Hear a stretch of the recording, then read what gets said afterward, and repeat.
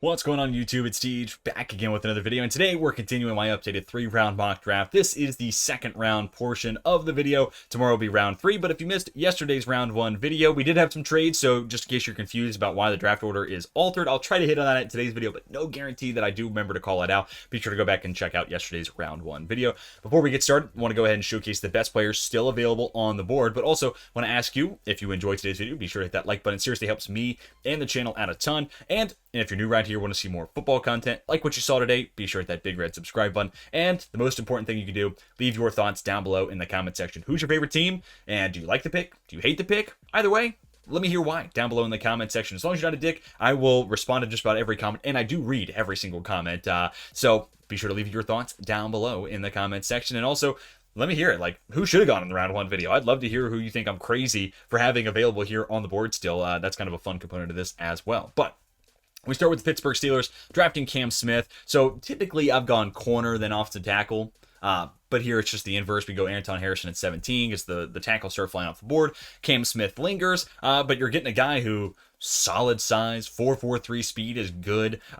Think he can be flexible in both man and zone, can play press, can play off. Got a little handsy this year. Penalties were a bit of an issue. And not necessarily the heaviest, the biggest, strongest, most physical of corners, but I think he's kind of B+ across the board, but with some really good ball production and really good ball skills. Like, if it's in the air, Cam Smith's getting his hands on it. So that's where he kind of makes up for where he doesn't have the special that was J.C. Horn and the stuff that made J.C. Horn a top 10 pick. Smith doesn't have all that, but he does have really, really good ball skills, and that kind of boosts his stock back up into someone who I think should go late 1, but totally could be available early 2. So that takes us then into the Houston Texans at 33. I'm going to give him Tank Dell. I mean, it's kind of cool to see, the Houston kid go to the Houston Texans. And maybe for some people this is a little rich. I'm a big Tank Dell guy. I really, really love Tank Dell and his tape.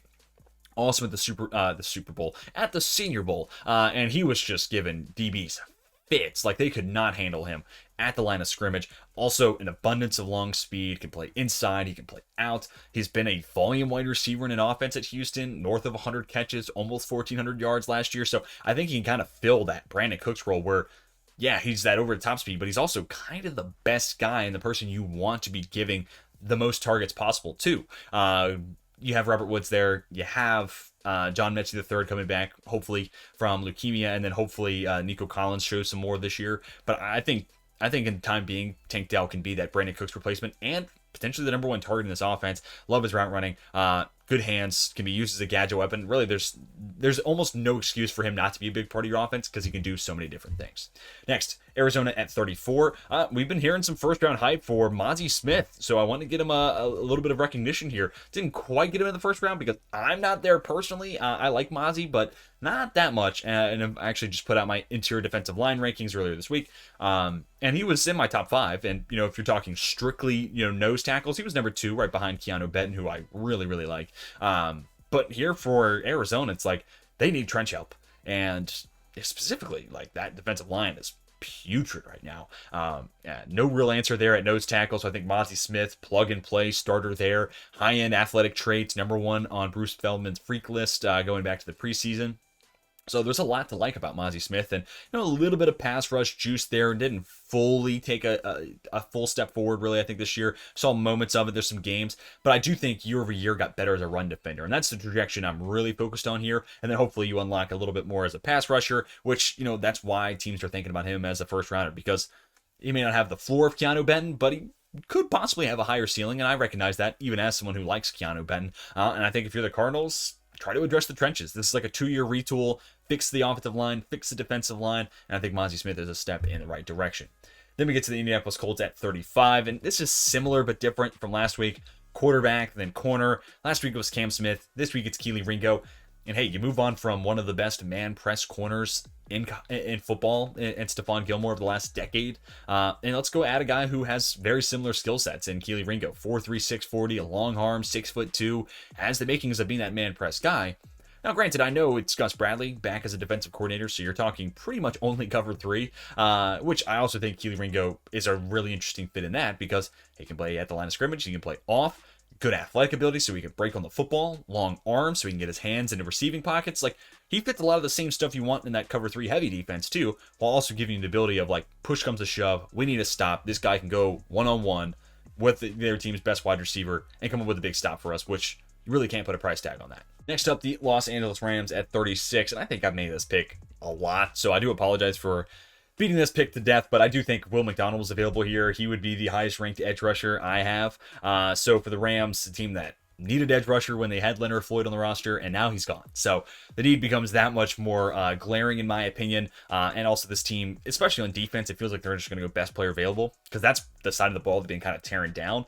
They're going to trade Allen Robinson at some point, but wide receiver 2 could be in play here, but the way the receiver room is kind of shaken out right now, Tank Dell specifically off the board. Don't really love the options they have, but maybe they could add a Rashee Rice or a Cedric Tillman later on in the draft. Don't have that mocked up this week, but hey, if you're a Rams fan, let me know. Would you be interested in seeing that potential number 2 wide receiver in future mock drafts? But here I'm going to go Will McDonald, speed rusher, played on the inside at Iowa State. That was a mistake. This guy needs to be attacking the outside shoulder of offensive tackles, 6'3", 240, plays with an abundance of speed, good get off on the line of scrimmage. He's your prototypical finesse pass rusher, and right now the Rams need someone other than Aaron Donald to step up in that department. Then at 37, I'm going to give the Seattle Seahawks Josh Downs. And, you know, I know wide receiver, especially this early, isn't for all Seahawks fans, and that's okay. But imagine drafting D. Eskridge all over again, but, like, better. And that's kind of what I think Josh Downs is. Good speed, solid vertical, too, at 38 inches, showcases the explosiveness that he plays with. Really good underneath, intermediate weapon. Maybe not the crispest deep route runner, but has good enough speed to separate. And honestly, just get him on, like, crossing routes. Treat him like a tight end, really. If it's like a route deeper than 15 yards, just have it be a crosser, and he'll run away from people. He's more likely to run away from people than to break away from people with route running, which is fine. But that intermediate underneath route running ability is there, and he's awesome with the ball in his hand. So again, it's like drafting D. Eskridge, but better here at 37. We've gone and added, you know, some defensive line, some edge depth. We added a center. To me, the next, you know, kind of big glaring need, you know, you could go 3-tech here, but that number 3 wide receiver is sticking out to me, especially considering Tyler Lockett and the injuries he's battled. This offense loses a lot of luster when it doesn't have that number 2 option. So in the event of a Tyler Lockett injury, I think DK Metcalf, Josh Downs, they can hold the fort. Next up, Las Vegas Raiders at 38. And as promised in yesterday's video, Hendon Hooker. I got him going here in the second round. I wanted it to be the Vikings, but I couldn't give up 2 twos. The only team really that I could do that with was the Lions, and I wasn't going to do that to Lions fans in the same mock in which I took 2 offensive players in the first. But Hendon Hooker here to the Raiders also makes a lot of sense. Could sit for a year behind Jimmy Garoppolo, maybe 2 years so they feel like Jimmy G is that guy. And then you're handed over to a rookie quarterback, and you know, you wait 2 years, he's going to be 27.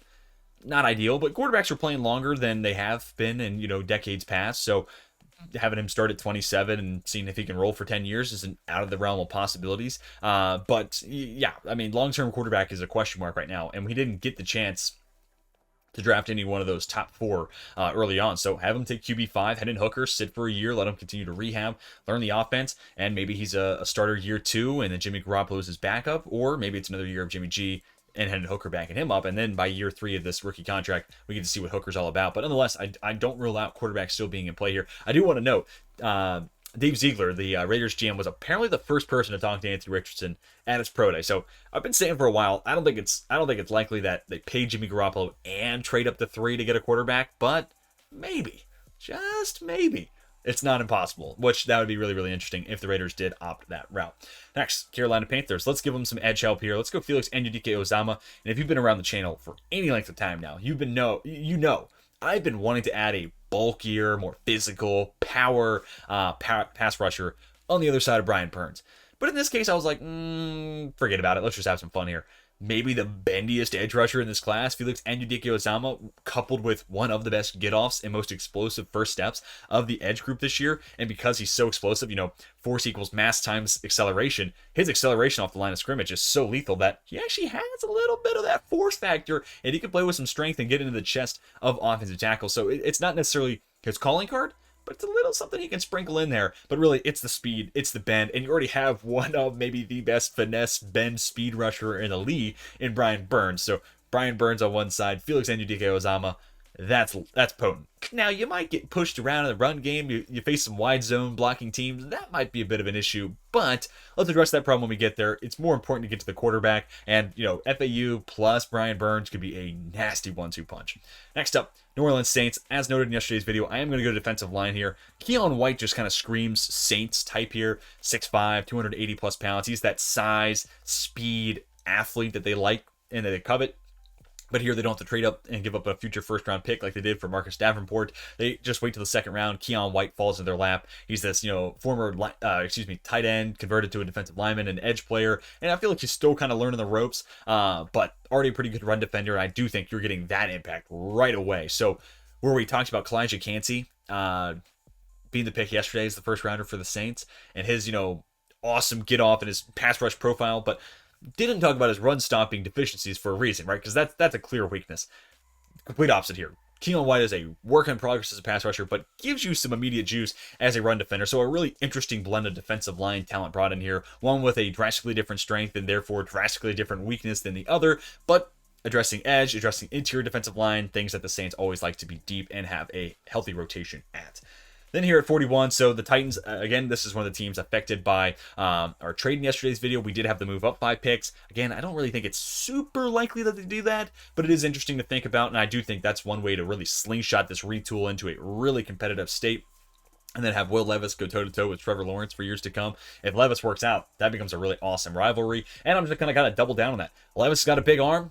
Let's go give him someone who can fall underneath it, right? Jalen Hyatt, he didn't have the 4.2 speed like we thought, but this guy is a deep route runner burner. And, he ran probably more go routes than anybody in college football last year, or if not number one, he was certainly in that mix. And that's the offense. That's what Josh Heupel was asking him to do, and that's really all he had to do against some college DBs and certain secondaries. But I do think there's some yards after the catch, potential there. I think he's solid with the ball in his hands. And again, you already have Treylon Burks there, which I think you could do some gadget stuff with. He's hard to bring down. Get him the ball in space, let him be a freak of nature and like a legitimate refrigerator who can move at like 4.5. And you have Chikakonkwo, who I really like at that tight end spot. And you're a ground and pound team. Like Derrick Henry is your identity. So set up that play action counter with Jalen Hyatt's speed over the top with Will Levis's arm. That becomes really, really scary in Tennessee. All right, next up, couple picks for the Jets. And I should note, no Aaron Rodgers trade. So I'm really, really praying and hoping that that trade does not go down on Friday, because otherwise this becomes pretty outdated. But it sounds like the Packers are moving on from pick 13, and instead it might just be these 2 second rounders, which is kind of an interesting haul, and I'd be really fascinated by the Packers picking back-to-back here, or at least getting one of these 2 second rounders and then being back on the clock here at 45. But it's the Jets for right now. So at 42, I'm going to give New York, I'm actually going to give them like an ideal, what I used to give them is an ideal round 1 haul. Trenton Simpson, which I've been saying for a while, like if there's a place I could have Trenton Simpson go, it'd be New York. I want him to be Robert Sala's, Fred Warner light. I want this guy in his sideline to sideline speed, great coverage feel, and willingness as a tackler to basically play that Fred Warner role. I know they extended Quincy Williams, but because Trenton Simpson is 235 and plays the run, fills lanes well, I don't think it's impossible to have him and Williams both be your linebackers there in the middle of the defense. And again, just let this guy be your Fred Warner type. And then the other pick is Antonio Johnson. Again, another guy who, once upon a time, was always in the first round of my mocks. I still try to work him in there. And Simpson still, proliferates the back half of the first in a handful of my mocks. But they could still use another safety. I know they added Chuck Clark, but nickel corner flexibility here with Antonio Johnson, 6'3", 200 pounds, long arms. It's just a body type in the safety room that they don't have. Jordan Whitehead's a good player, and I like Chuck Clark, especially for a 7th round pick, but teams are utilizing big nickel and 3 safety sets more and more frequently. And also like Chuck Clark, like how long is he going to be a part of this Jets team? And then like Whitehead's got his contract's up either this year or next. So you're looking for a safety long-term anyways. That's why you're drafting. So Antonio Johnson, fantastic value here at 43, at least in my estimation. Johnson, for some others, is falling a little bit lower than that. Next up, the Atlanta Falcons. As promised yesterday's video, we are going to give them an edge rusher. Same problem I have here running with the Carolina Panthers, where you're going to be a little light on the edge and have similar skill sets, but at the same time, if you generate pressure, does it really matter what that guy looks like? Derek Hall, similar to what I said about Will McDonald, about the same height and frame. He's got a little bit shorter arms and a little bit less explosive broad jump. So, that's kind of my point of difference there. McDonald, a little bit better of an athlete, a little bit longer arms, so he goes first. But Hall, speed rusher that I think really it presents a lot of really good value. Like, he's one of those guys that yesterday's video I talked about. Day 2 is when someone's going to win the draft. Like, Derek Hall could easily be one of those guys that falls to like top of round 3. Goes to the Bears at, let's say, 65 or something like that. 64.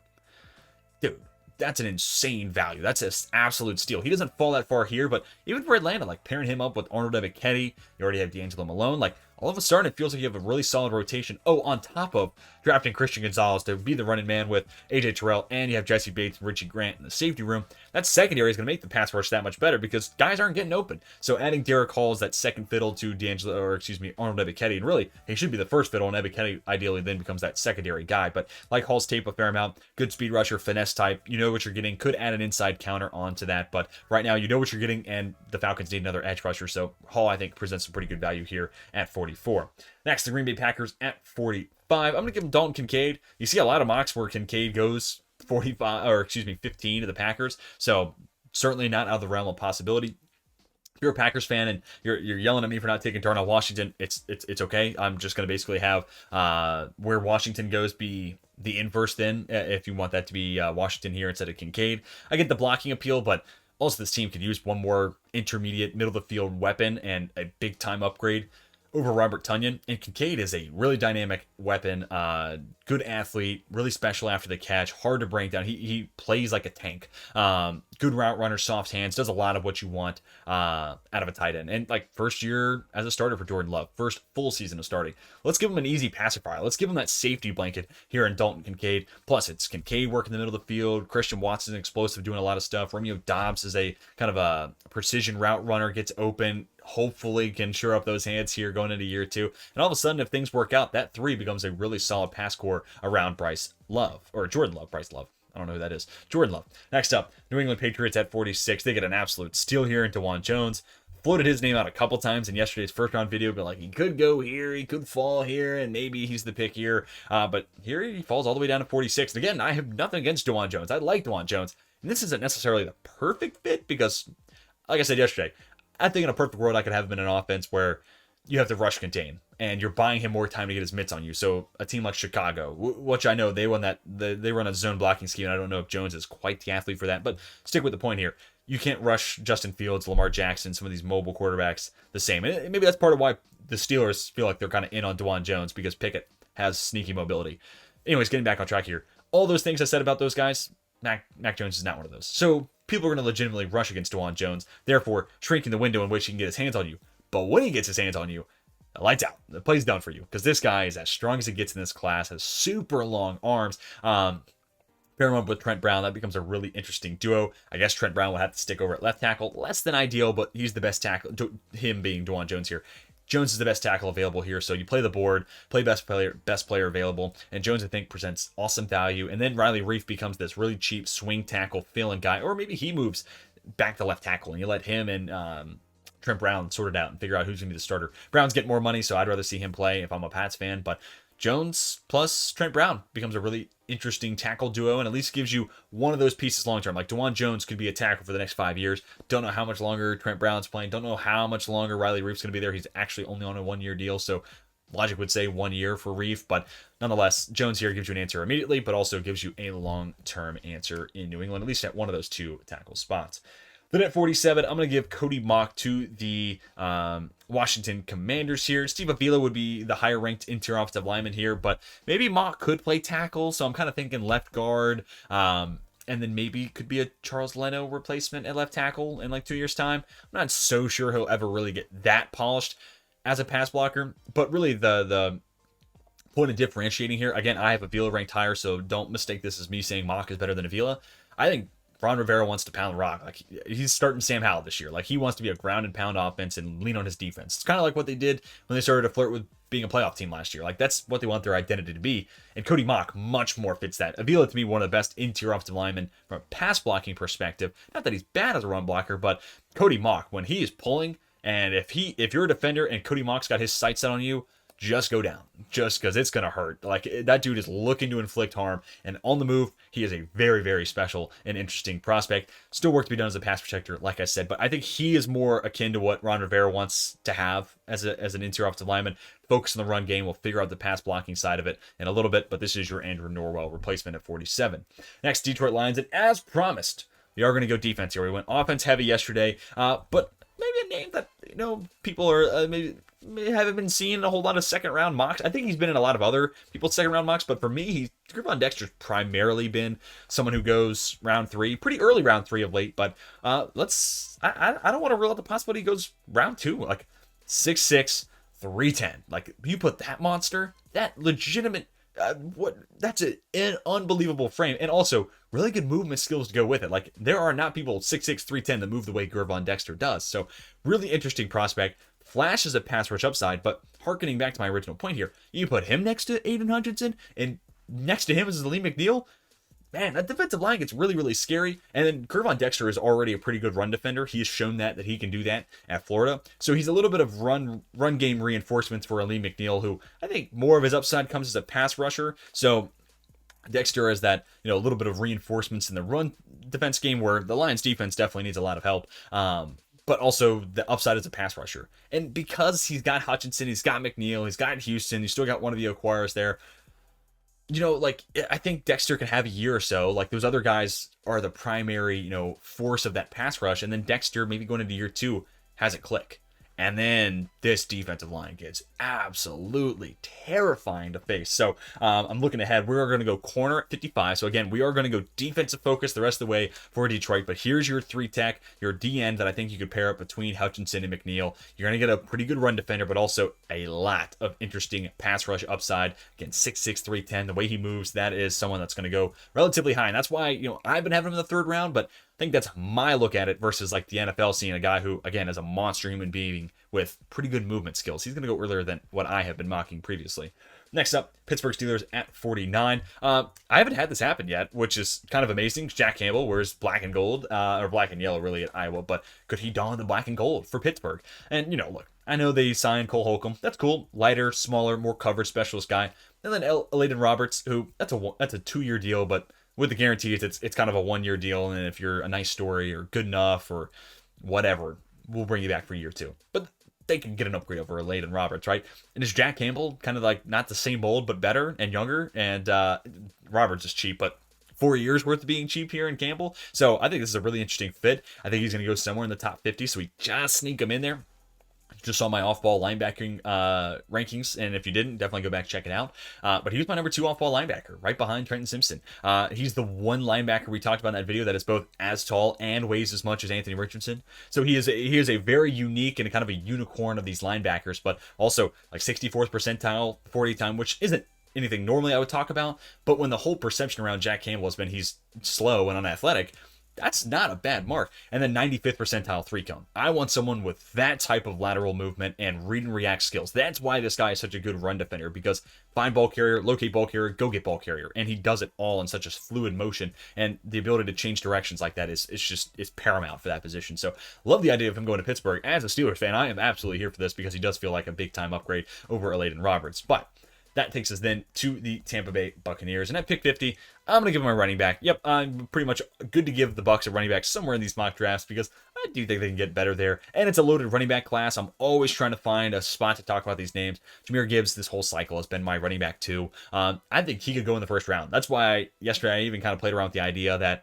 might have some similar skill sets of Tony Pollard, but I wouldn't be surprised if the Cowboys still make that pick at 26. And then that makes it interesting. What does Tampa Bay do here? Where do those other running backs start to go? So it'd be interesting to see where that second domino falls, because Bijan's a freak of nature, but Gibbs is really the domino. I'm interested to see where he falls. Bijan too, but Gibbs is the interesting part of the conversation, in my opinion. But you pair him up with Rachaad White. You're talking about 2 guys who can catch it really well, bring long speed, bring elusiveness.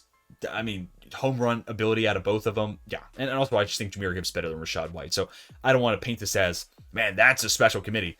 No, Gibbs is better than Rachaad White. And if White's your second fiddle, cool. That's like a decent tandem I can live with. That's a committee I can work with if I'm Tampa Bay. And I'm going to be committed to the run game like Todd Bowles has said in the offseason interviews that he's had so far. So I think Gibbs is solid value here at 52. Like, I know it's tough to figure out where that right running back value is, but here for 50, running back 2 of the class, I don't think it's too bad.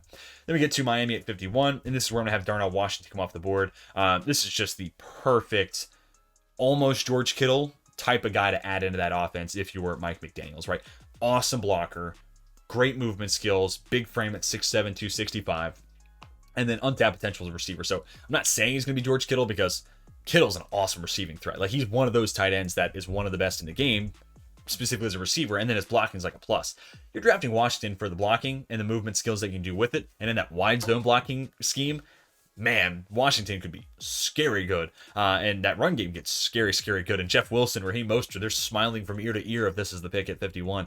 But also untapped potential as a receiver. So I'd be really interested to see if he could be a part of the mix, trying to bring linebackers close to the line of scrimmage. We started to see linebackers sit back, 15, 20 yards deep, take away that intermediate throw to Tyreek Hill and Jalen Waddle. They got to find answers and counters to that. How can we bring those linebackers further up? And trying to bring down 6'7", 265 with a full head of steam feels like a way to try to entice linebackers back to the line of scrimmage. Because otherwise, good luck bringing down Darnell Washington after he's ran at you for 10 yards. Like, have fun doing that. I don't want any part of that. So you're mostly focusing on that blocking and the movement skills, but some interesting, upside there as a receiver. And hey, when you have Tyreek Hill, Jalen Waddle, and you can add to that, that's always a big plus. Not that you need to add, because those first two guys are just unbelievably good. Anyways, next up at pick 52, let's give the Seattle Seahawks, my guy, Keanu Benton. I'm a big Keanu Benton fan. I've heard people describe Mozzie Smith as this nice run defender with pass rush upside. And I always have to ask, I'm like, you talking about Keanu Benton? Because Benton definitely is more consistently that guy versus Mozzie Smith. Smith, I get the athletic ability and the upside there, but it's not like Benton is some slouch of an athlete at the same point. Maybe not as special as Smith, but he's not bad by any means. And I feel like that's a key point of differentiation. Like Jordan Addison's a great example. He's not a bad athlete. He's just like a middle of the road average athlete. Yes, the combine, the winners are always going to be those guys who blow our minds. And we was like, wow, this is a 1 of 1. He's 99th percentile on everything. He's Trayvon Walker, Not everybody's that guy. And Jordan Addison's just a good football player in an average athlete's body. Like, that's fine. And I kind of feel the same way about Keanu Benton. Like, solid athlete. He's fine. Nothing to write home about, but gets the job done. And he's consistently great against the run, eats blocks, takes up space, and again, has sneaky pass rush upside. Good strength in his profile, too. He's a really interesting player and a guy that I really, really like, as you can tell by me singing his praises here. And this is a perfect Al Woods replacement. Al Woods is like 34. You got to get cheaper. You got to get younger. And add a guy there between Jarran Reed and Draymond Jones. And with Benton's run stopping, focus, it makes Draymond Jones' life that much easier because he is not a high-level run defender. He's there and signed making the big bucks to be a big part of that pass rush component. So Benton will hide some of the weaknesses for Jones, and then those two as the pass rushers up the middle in like passing situations when you're a nickel and dime, those four-man fronts. That's scary. That's a really scary duo on the inside. Next is Chicago at pick 53. Really good value here in BJ Ojulari. A guy who could sneak as high as like 31. Like, he could go to Kansas City late first. Here you get him in the middle of the second. This team needs edge rush help, and BJ Ojulari is a swing of the bat there.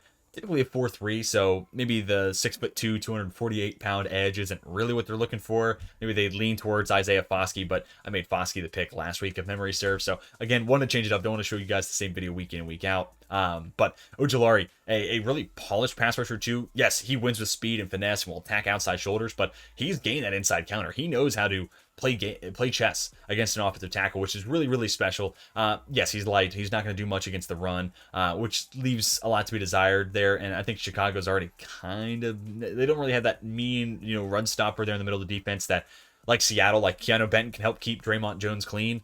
I don't think Chicago has anybody that can do that here for Ojulari. But nonetheless, you need pass rush. That's the focus here. This is good value here at 53.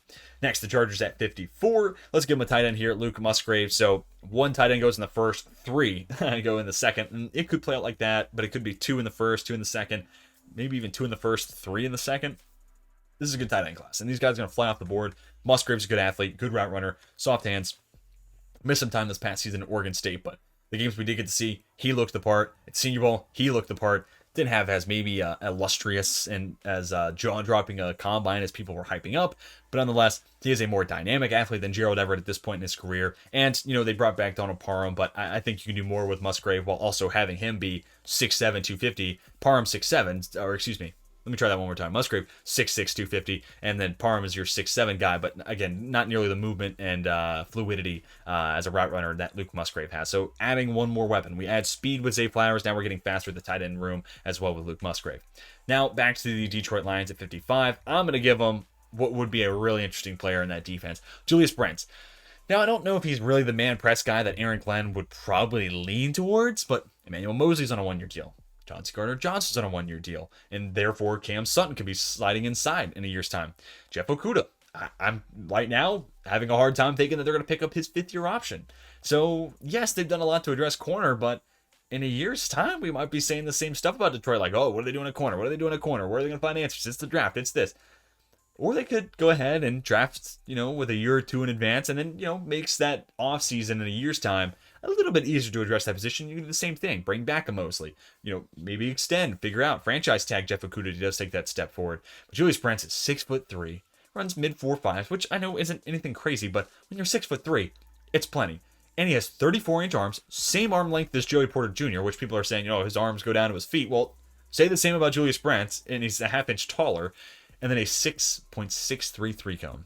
That is alien type of numbers. So, fluid athlete, played at Iowa, which is a zone-heavy team, moves over to K-State, really starts to see the field, and grades out really, really well in PFF's numbers, and the tape backs it up. Like, this guy can be special in man. And obviously comfortable playing in zone, going back to his background at Iowa, and even took some snaps inside as well as a box safety. So maybe there's some flexibility, and he could even kind of be like an Antonio Johnson, but with like outside corner potential. So really interesting what Brents looks like once he gets to the NFL level. But I think there should be more talks about him going late 1, if I'm honest. But somewhere here in the second round, I think he's going to make a team very, very happy. And he's definitely aided when it comes to his draft stock by the success of Tariq Woolen, right? Like this 6'4" corner that was one of the best rookies right away. So teams are gonna be like, oh well, we kind of get the chance to draft that guy again.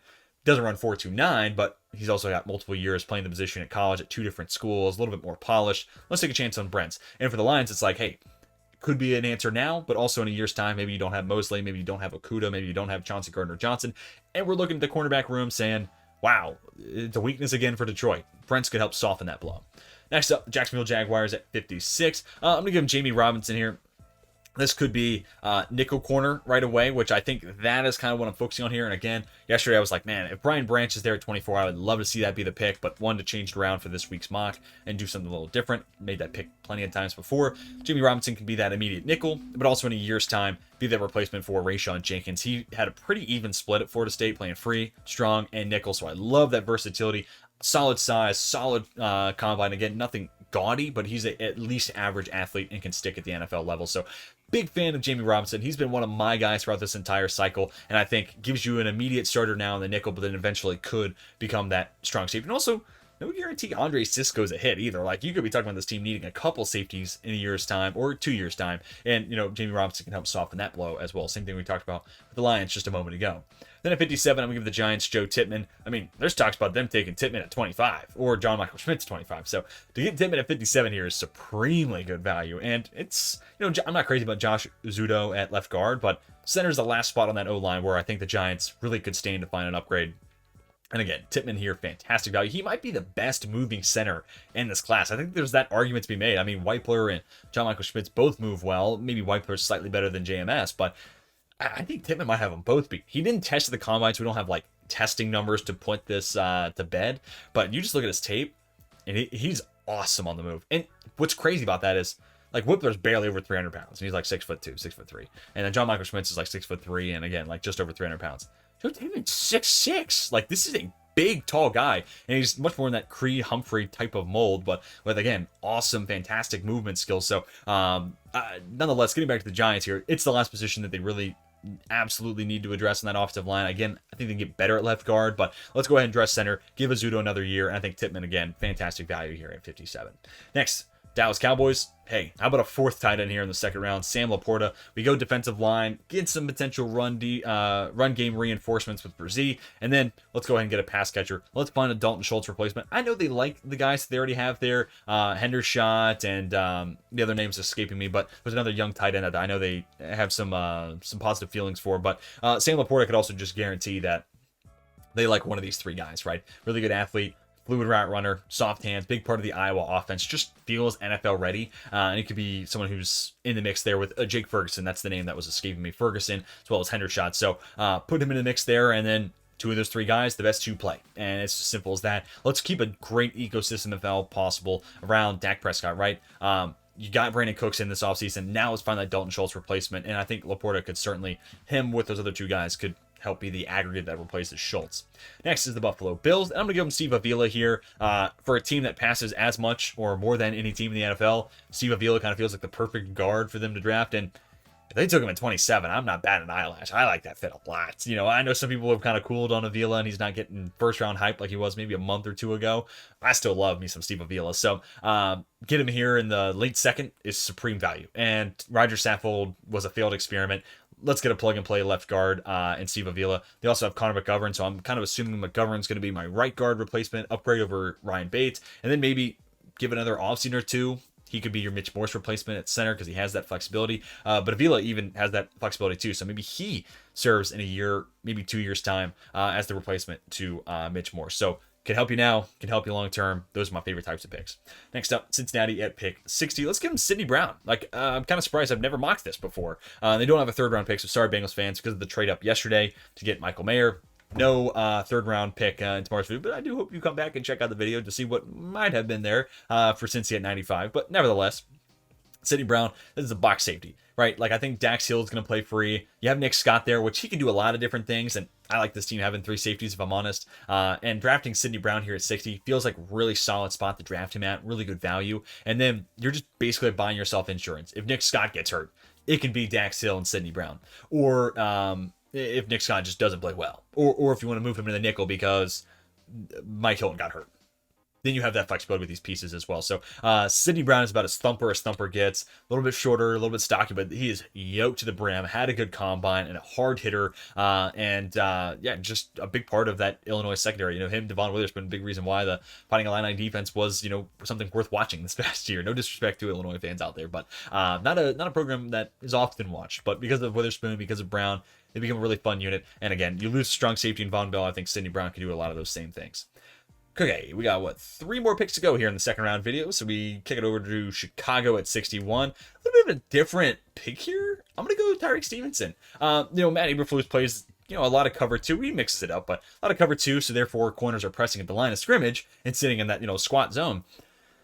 And man, Tyreek Stevenson at the Senior Bowl, there wasn't a better man press corner out there. Now, again, I'm saying man press corner, but that press skill set is still going to translate and become a really fun fit into that defense in Chicago. So he can jam receivers to the line of scrimmage. Now, how comfortable he is playing in zone, that might be a little bit of a work in progress. I do think this team can stand to find an upgrade at the corner spot. Anytime you have Kendall Vildor playing, no disrespect to Vildor, but if Kendall Vildor is playing, you should probably try to find an upgrade. So I'm going to try to give you one here in Tyreek Stevenson, who, again, was fantastic at the Senior Bowl, has the body of a man press type, and maybe it can start enabling where Matt Eberflus starts to mix in a little bit more man coverage on top of that cover 2 that he is kind of just known for. And next here at 62, I'm going to give Philadelphia a different player, and Eagles fans, be kind. I don't know if you're going to like this pick. Drew Sanders just been falling and lingering and surviving on the board for way too long because, he's my off-ball linebacker 4, but people are going to fall in love with the former 5-star recruit going to Alabama, then transfer to Arkansas, the athletic ability there, and the pass rush upside. There's going to be a defense that wants him in their defense, or there's going to be a fit there, and a DC that's give me that guy. I just have a hard time being that person because he's not the type of linebacker I would gravitate towards if I were a DC or anything like that. In Philadelphia, I don't know if it's the greatest fit, but he does have some size, got some speed, pair him up with Nakobe Dean. Dean can be your coverage specialist, also great at shooting gaps, but he is small. Sanders gives you a little bit of juice pass rush wise, and maybe you could develop him in the run game and in pass coverage where he still has room to grow for sure. He just is interesting. And I just have a hard time finding a fit for him. In Philadelphia, look at our lads, and it's Nakobe Dean. I like Nakobe Dean. I thought that was a great pick, getting him in the 3rd round. I know he had the injury concerns, but I love me some Nakobe Dean. But it's okay, well, who else is there after you lose TJ Edwards to Chicago? So I think this is kind of a sneaky area of need that we're not really talking about. And maybe Trenton Simpson at 30. Howie Roseman doesn't typically draft linebackers early. He waited until the 3rd round to draft Nakobe Dean. So I don't even know if Sanders here as a falling, star is something that would be on their board. But I wanted to play with it. Wanted to talk about how I think linebacker is kind of a sneaky need right now in Philadelphia. Don't know if Sanders is the absolute best fit, but he's an interesting one at that. Maybe it's Dian Henley as a better fit there in Philly. All right, last pick of the second round video. It's going to be Isaiah Foskey going to Kansas City. They moved up as well to get Jackson Smith-Njigba, so they too do not have a third round pick. Them and Cincy are both, hopefully, if you're fans of those teams, you are still coming back. But Isaiah Foskey to be that other edge opposite of George Karlaftis. Would love to get him a speedy edge bend guy. Maybe Byron Young is a better fit here. 6'2", 250, runs that 4.43. But Foskey, not a gaudy athlete, doesn't do anything that's super spectacular, just solid across the board and knows how to be a pass rusher. Knows it from like an X's and O's and a chess standpoint. Has a wide variety of moves he can implement and knows how to stack and play one move off of another and, again, play chess and working off at the tackles. So it becomes a kind of an immediate win now type of addition to that defensive line. Also, you're getting a solid run defender, which is never a bad thing for Kansas City to add, just because that could eventually become something that is a limitation for them. But Karlaftis plus Foskey, really good fits in that 4-3 base defense. And hopefully, guys, that bolster that pass rush. Karlaftis ideally takes that step forward in year 2. And then hopefully Foskey gives you a lot more than Frank Clark does, at least when Frank Clark plays in the regular season. But guys, that is going to do it for the second round portion of my updated mock draft. Forgot to do it in the round 1 video, but I'm going to scroll across the top to remind you of each and every pick that we made. But be sure to leave your thoughts down below in the comment section. Who went too high? Who fell too low? Who can you believe is still on the board going to the round 3 video that should not be there? And of course, who's your favorite team? And did you like the picks I gave your squad, or did you hate them? Either way you feel, I want to hear why you feel that way down below in the comments section. So be sure to leave your thoughts there. Like if you enjoyed today's video, and subscribe if you're new, looking for more football coverage in your life. But that's going to do it for me. Come back tomorrow for the round 3 video. But until then, my name is Teach, and I am signing off.